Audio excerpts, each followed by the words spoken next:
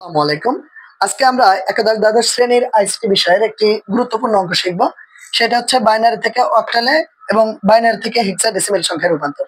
তো এইখানে আমাদের মনে থাকে না যে আমরা কয়টা ডিজিট নিয়ে কাজ করব।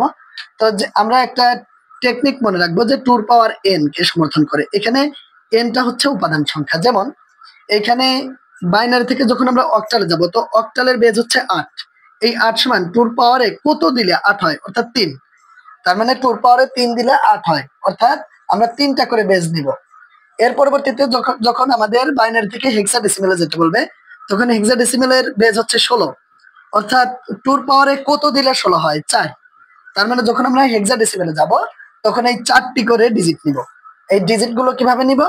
ভগ্নাংশ মানে দশমিক থেকে এই দিক থেকে আগে নিতে শুরু করবো, এবং যদি বাঁচে যায় তাহলে সেটা বামে রাখবো আর ওইখানে ডানে। দেখো, তো আমরা প্রথম যে অঙ্কটা করব, এটা 1 নম্বর দিতে পারি, আমরা এটাকে 2 নম্বর দিতে পারি।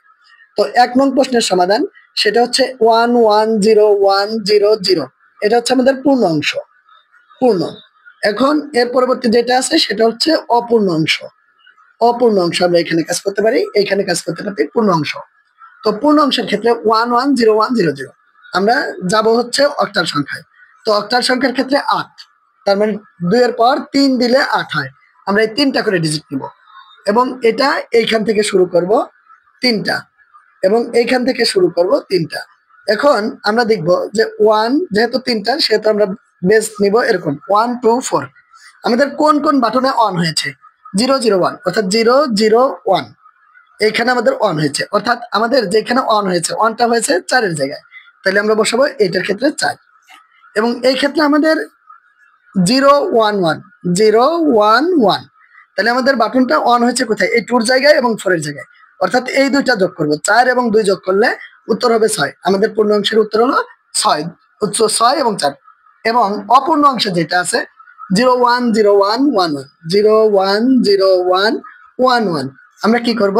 এই দিক থেকে নিব। তখন পূর্ণ অংশের ক্ষেত্রে আমরা ডান থেকে বামে নিব, অপূর্ণ অংশের ক্ষেত্রে বাম থেকে ডানে নিব। আবার মনে রাখতে পারি যে এই দশমিক থেকে শুরু হবে, এই দিক থেকে শুরু হবে, আবার এইখান থেকে দশমিকের পর থেকে 3টা 3টা করে নিব যদি আমরা অক্টাল সংখ্যা রূপান্তর করি। তো এখানে আমাদের কোথায় কোথায় অন হয়েছে?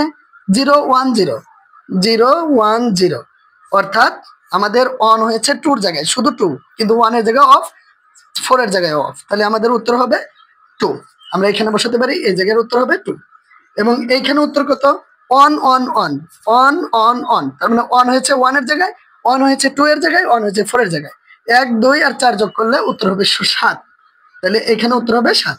অতএব আমরা বলতে পারি এই যে যে সংখ্যাটা আছে, এইটার আমরা লিখতে পারি এরকম 1 1 0 1 0 0 1 0 1 1 1। এটা হচ্ছে আমাদের বাইনারি সংখ্যা, এবং এই সংখ্যার অক্টাল রূপ হচ্ছে, পূর্ণ অংশ হয়েছে 64 এবং অপূর্ণ অঙ্ক হয়েছে 27।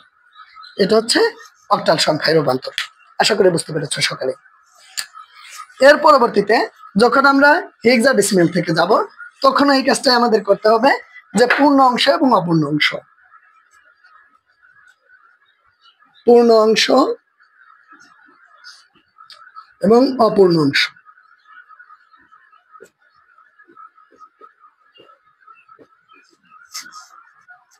তো পূর্ণাংশটা আমরা আগে লিখি 1 0 1 0 1 1 1।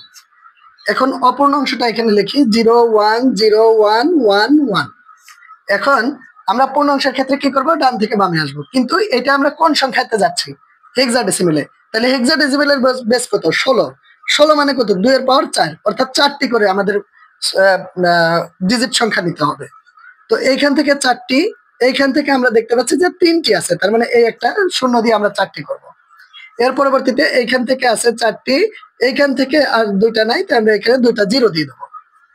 আচ্ছা, অপূর্ণ অংশের ক্ষেত্রে ডান পাশে জিরো দেবো, আর পূর্ণ অংশের ক্ষেত্রে বাম পাশে জিরো দেবো।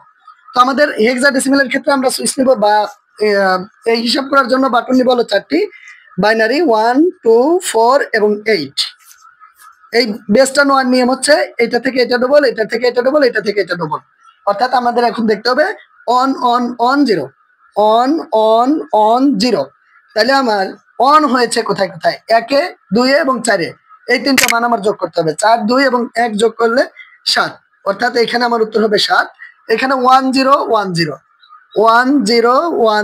অর্থাৎ আমার 4 এবং 1 1 হয়েছে, এটার উত্তর হবে 5। এর পরবর্তীতে যেটা আছে সেটার ক্ষেত্রে আছে 0101, আমার এখানে দিব 0101, আমার এখানে 1 এবং 4 উত্তর হয়েছে 5, তাহলে এটার উত্তর হবে 5। এবং এখানে 0011 তার মানে আমার 1 হয়েছে এই দুইটা বাটন, 8 4 যোগ করলে 12 এবং 12 10 11 12 এ বি সি, অর্থাৎ এটার পরিবর্তে বসবে আমার সি। এখন তাহলে আমার উত্তর কত? এটা আমি লিখবো 1010.010111, এটা হচ্ছে আমার বাইনারি সংখ্যা।